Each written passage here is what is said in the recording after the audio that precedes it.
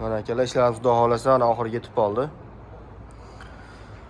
Xo'p, bu kabellarni icha qoldi mana.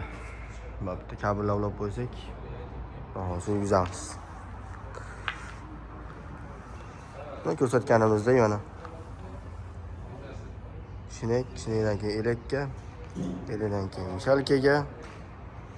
Mana bu yerda glaznoylar bilan. Hop. Keyin mana bu akalarimiz dozatorlik. To'rtta tomonga tashab beradi.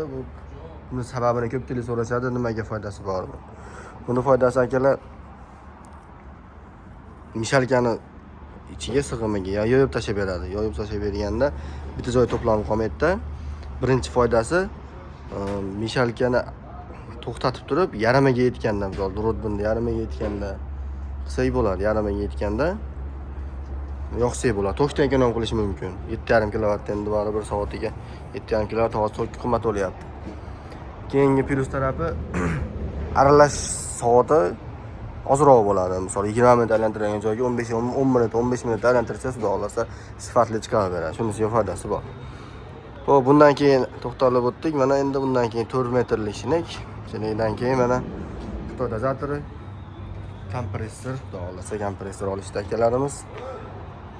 Kompressor olishning sababi endi o'zlariga yoqqan kompressor. Mana bu kimlarlar 5 shumli deydi. Mana 5 shumli kompressor oldi akalarga. Bu endi kompressor ishlamaydi bu.